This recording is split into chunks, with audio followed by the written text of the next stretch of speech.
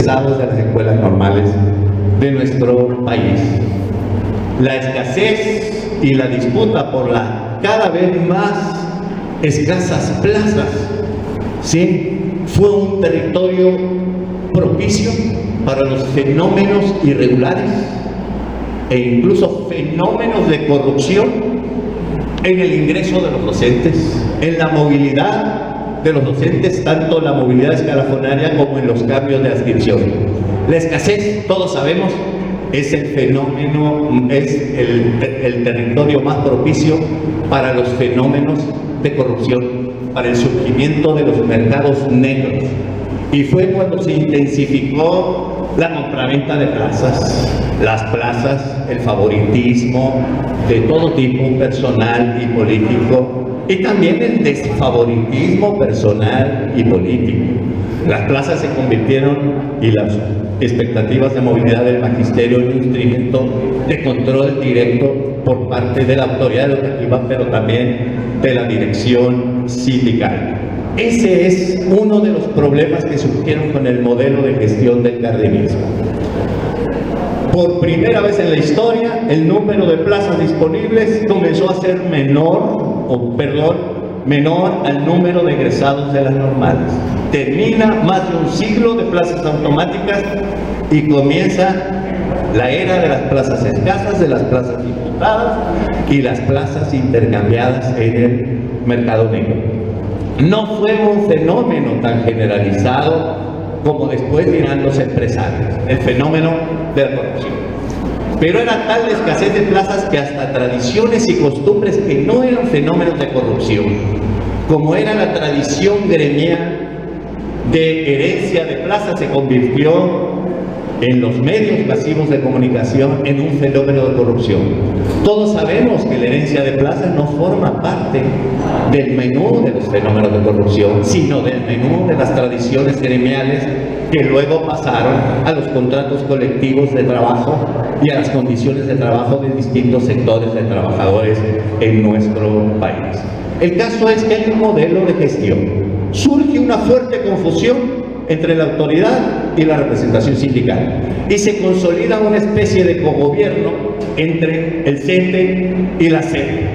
Sí, esto muestra un flanco perdurable que, por cierto, la derecha, los empresarios y en particular Mexicanos Primero supieron aprovechar muy bien para descalificar y aún estigmatizar al magisterio de educación básica y abrir la fisura para moverse hacia la escena a tal grado que en muy poco tiempo el cogobierno entre la SEP y el CENTE fue reemplazado por una especie de cogobierno entre la SEP y los empresarios.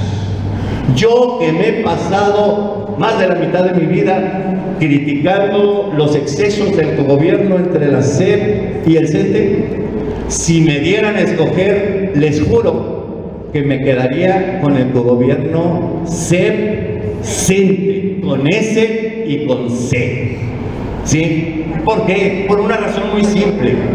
Los cuadros dirigentes charros y democráticos conocen y valoran mejor al sistema educativo público, a la escuela pública y a sus maestros, que los empresarios que no conocen, ni valoran, ni aprecian a la escuela pública y a sus maestros.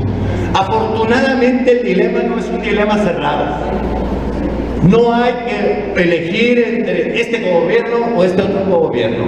Yo creo que hay muchos márgenes para construir una política educativa al margen de intereses corporativos y que responda bien al interés general de los mexicanos, de la educación y de sus maestros.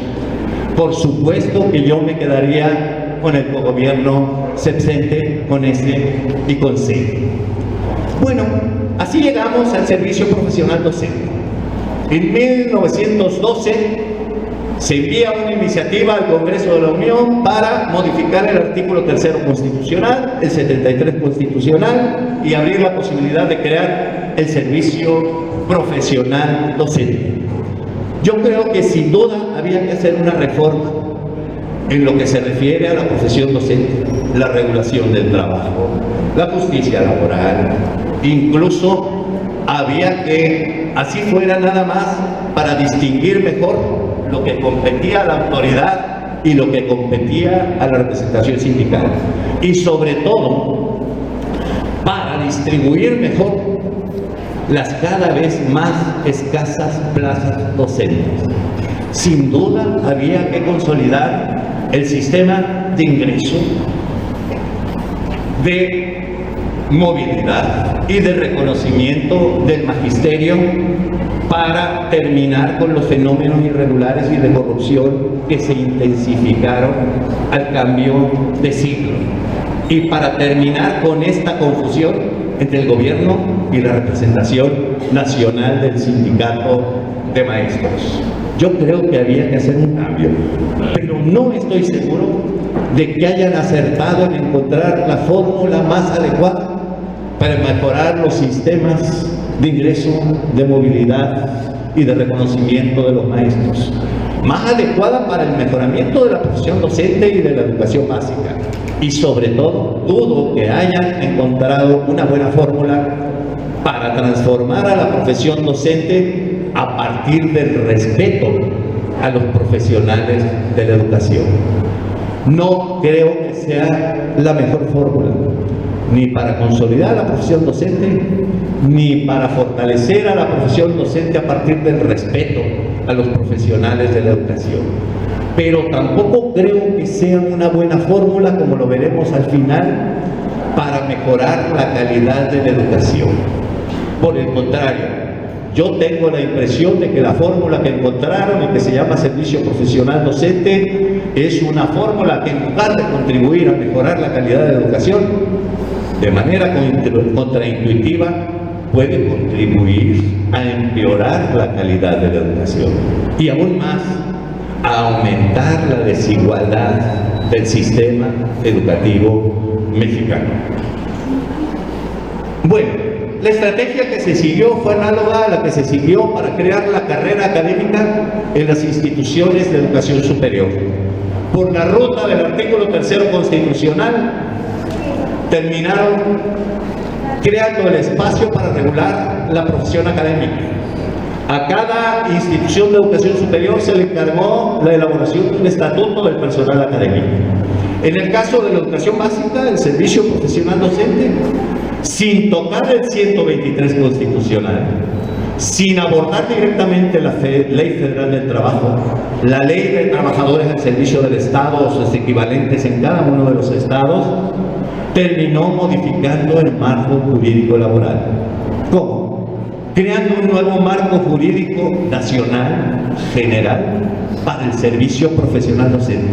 Lo que antes estuvo regulado por el apartado B, por el apartado A de manera supletoria, la Ley Federal del Trabajo, la Ley de Trabajadores al Servicio del Estado, pasó a ser regulado por una Ley General del Servicio Profesional, por profesional docente de observancia general, para regular no solamente el ingreso, la movilidad y el reconocimiento, sino también la permanencia de los maestros.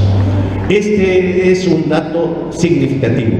Fue la misma ruta que se siguió para construir la carrera académica, pero tiene consecuencias derogatorias sobre el marco jurídico laboral mayores que la que tuvo la reforma del 80 para construir la carrera académica. Nada más por ponerles un ejemplo.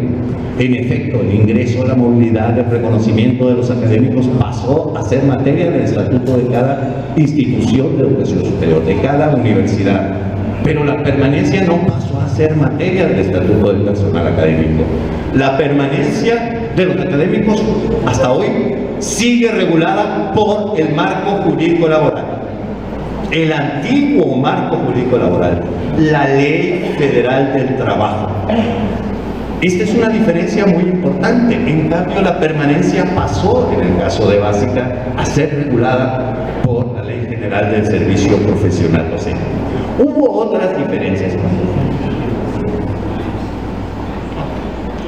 Otra diferencia importante es que cuando se construyó el marco jurídico para la carrera académica, esta reforma al artículo 3º constitucional de 1980 no fue antecedida ni acompañada por una campaña mediática que denostara a las universidades públicas o que denostara a los académicos.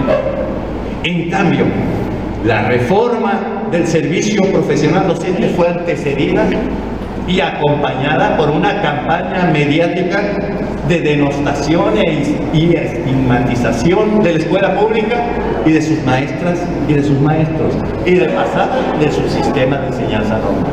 Esta es una diferencia muy importante. A los académicos de educación superior se les dio un amplio margen para participar en el debate de la reforma constitucional. Y luego después se les dio un amplio margen para participar a las vertientes más conservadoras de los académicos, de los claustros, de cada instituto, de cada escuela, de cada facultad, para participar en la elaboración del estatuto del personal académico de cada institución de educación superior. Pero aún más, en la educación superior se les dio un considerable margen para participar en la operación de la nueva carrera académica. Contrasta notablemente con el servicio profesional docente para educación básica y media superior. Ninguna participación tuvieron en el diseño, ninguna participación más allá que la de someterse a la evaluación han tenido en la operación. Y además, el servicio profesional docente fue antecedido por una campaña de denostación de la escuela pública y de sus maestros.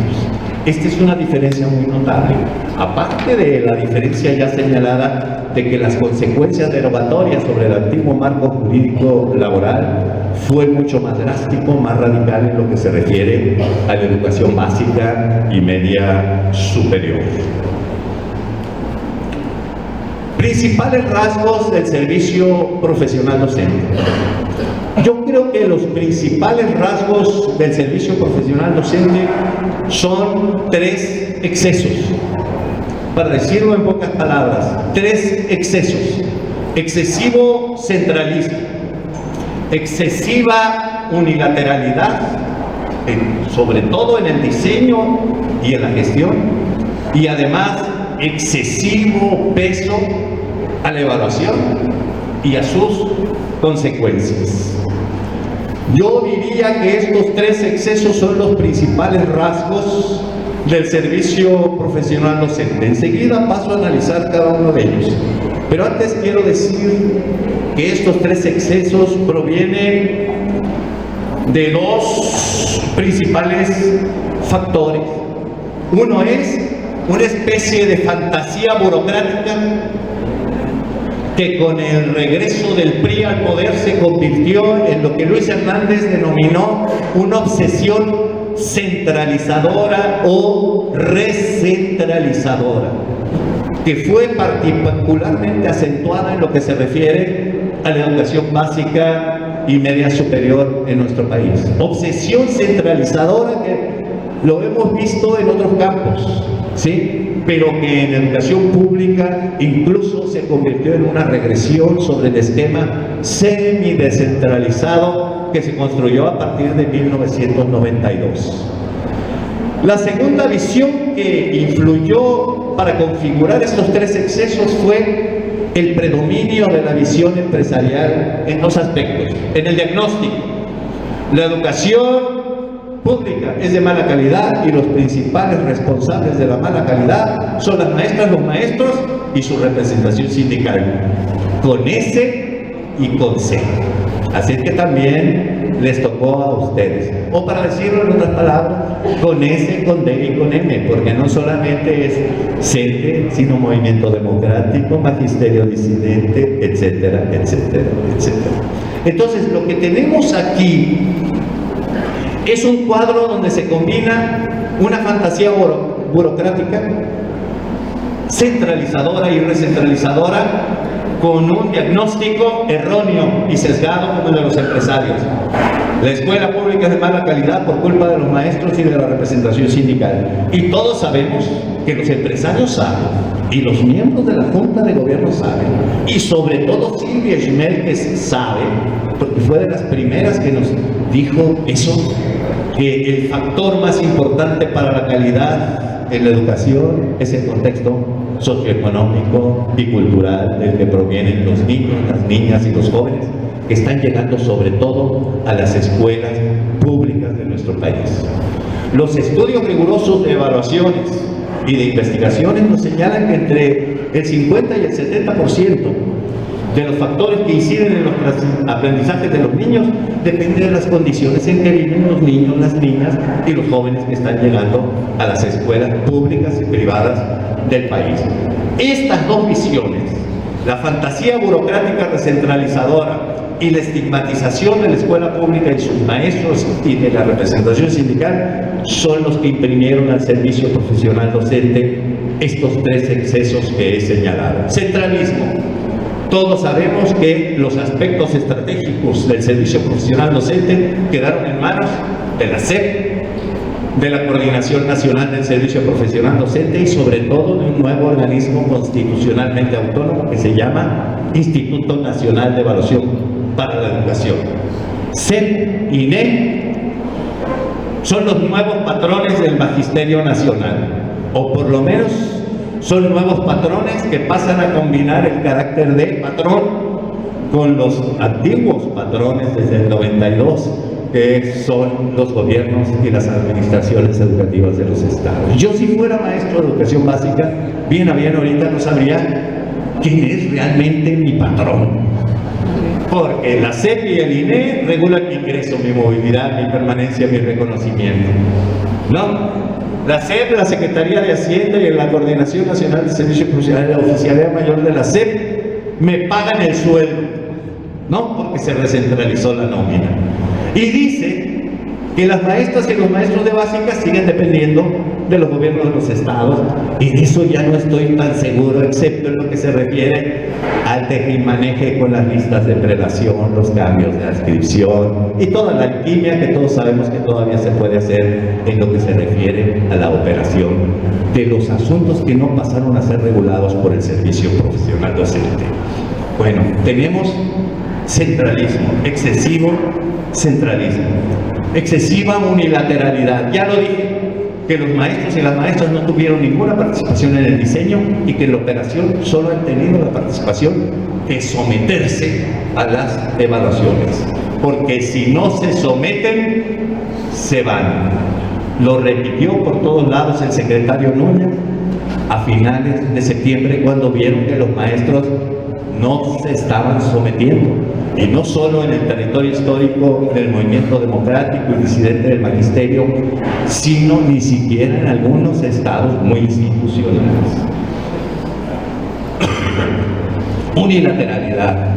Unilateralidad no solamente al no dar participación a los maestros, sino al absurdo de dar mayor participación a los empresarios que a las propias maestras y maestros. Esta es otra de las diferencias con respecto a la carrera académica. En educación superior, los pares, los académicos evaluando a los pares están por todos lados. Pares por aquí, pares por allá, pares más acá. Pares para el ingreso, pares para las becas, pares para el Sistema Nacional de Investigadores, pares para el PROMEC, no me acuerdo cómo se llama ahora, pares para todo. En todos lados nos encontramos a los pares para legitimar la carrera académica. Sin embargo, en el servicio profesional docente, los pares reinan por su ausencia. El servicio profesional docente está regulado no por los pares, sino por los otros que además están muy lejos. La burocracia de la SEP y la burocracia del INE. Esos son los que están evaluando todos los procesos del magisterio para el ingreso, para la movilidad, para el reconocimiento. Los pares no están, están los otros. Y además no están los pares cercanos de los maestros, sino los otros lejanos y centralizados del magisterio. Tercero, la evaluación, el exceso de evaluación por todos lados. mucha evaluación. Yo creo que este es uno de los problemas principales del servicio profesional docente. De los problemas principales del servicio profesional. Mucha evaluación y muchas consecuencias sobre los resultados de las evaluaciones. No estoy seguro de que los recursos que se han usado para el ingreso, la movilidad, el reconocimiento y la permanencia de los maestros sean los más idóneos para identificar a los maestros más idóneos para la docencia, la dirección, la supervisión, el apoyo técnico pedagógico, o para operar los incentivos. Pero supongamos, sin conceder, que más o menos están funcionando los del ingreso y los de la promoción, aunque yo tengo severas dudas. Sin embargo, sobre lo que no tengo ninguna duda es que lo más aberrante del servicio profesional docente es la evaluación del desempeño. Obligatorio y punitivo. Si es obligatorio, se masifica. Si se masifica dentro de una estructura extremadamente centralizadora, se simplifica. Si hay que evaluar cada 4 años a todos los maestros, al millón de maestros que hay que evaluar, pues necesariamente hay que simplificar. Hay que introducir simplonería. Lo más grave de la evaluación del desempeño es que, para empezar, no evalúa ni puede evaluar el desempeño de las maestras y de los maestros. Y sin embargo, es la evaluación que más consecuencias tiene sobre la vida profesional y laboral de los maestros. Todo el mundo sabe en la SEP, los 5 consejeros del INE, además me lo han dicho, aunque esté cometiendo una indiscreción, que eso no sirve para evaluar el desempeño. Eso es una tontería, resultado del centralismo, la masificación y la obligatoriedad de evaluación del desempeño. Fíjense, todo lo que se podría hacer eliminando nada más la obligatoriedad. En lugar de evaluar a 300,000 maestros cada año, a lo mejor el universo de maestros a evaluar se reduce a 100,000. Es una cifra más manejable y abre posibilidad de construir una evaluación más coparticipada por los maestros, ¿no? A lo mejor hasta los pares pueden entrar a la evaluación, aunque sea de manera simbólica, para legitimar lo que no tiene posibilidades de legitimarse de la manera como lo están haciendo. Bastaría eliminar la obligatoriedad. Yo toda mi vida he trabajado en el ambiente universitario y no existe nada equivalente a la evaluación del desempeño. El que quiera puntitos se somete a una evaluación para una beca, para la investigación, para el Sistema Nacional de Investigadores, para el PROMEP, para apoyos extraordinarios, para un proyecto de investigación X, Y o Z, o para acceder a una beca para un posgrado. Pero cada quien decide si se mete a la puntitis o no se mete a la puntitis. Pero en básica se les pasó la mano. Todos, hasta los que no quieren andar en la danza de los puntos, tienen que someterse a una evaluación obligatoria. Y si no se someten, se van. Además, la evaluación del desempeño está asociando la formación continua a otras actividades, 2 actividades obligatorias. Se tienen que someter a la evaluación y si reprueban se tienen que someter a un programa de capacitación, de formación continua, también obligatorio, a una tutoría obligatoria, y si no se someten a la capacitación también se van, y si no aceptan la tutoría también se van. O sea, la evaluación del desempeño está deformando la vida profesional de los maestros, la está deformando, y es quizá el componente del servicio profesional docente que está afectando más la vida profesional de los maestros, pero también la calidad de la educación. Bueno, la evaluación del desempeño. Si el objetivo de la evaluación del desempeño era atemorizar a las maestras y a los maestros, ya lo consiguieron. Si el objetivo era reprobar y correr a los maestros, ya lo consiguieron aún antes de someter a los maestros a la evaluación del desempeño. Porque los maestros de mayor antigüedad en el servicio, entre ellos algunos y algunas de los mejores maestros del país, adelantaron su jubilación y se jubilaron y se fueron. Ya los despidieron desde antes de entregar los resultados del primer grupo de docentes de la evaluación del desempeño. Ya lo consiguieron, atemorizaron y echaron del magisterio a decenas de miles de maestras y maestros que todavía tenían mucho que dar a la educación básica en nuestro país. Es además una evaluación excluyente porque está estandarizada, porque castiga a las maestras y a los maestros que trabajan en condiciones más adversas y con niños, niñas y jóvenes de más difícil escolarización.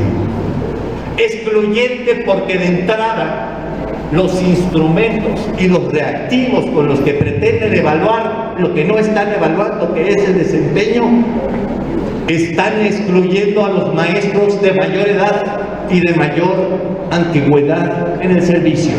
Me explico. Esa sesión maratónica de 4 horas en la mañana va a responder un examen de 150 ítems de opciones múltiples, no se lo deseo a nadie. Y luego, después de un receso para ir a comer, encerrarse 4 horas para redactar un ensayo. ¿Cómo se llama? Esta planeación argumentada durante otras 4 horas en medio de las marchas de los vuelos de helicóptero, después de haber sido acuartelados un día antes en un cuartel y llevarlos en helicóptero a los centros clandestinos de aplicación de las evaluaciones.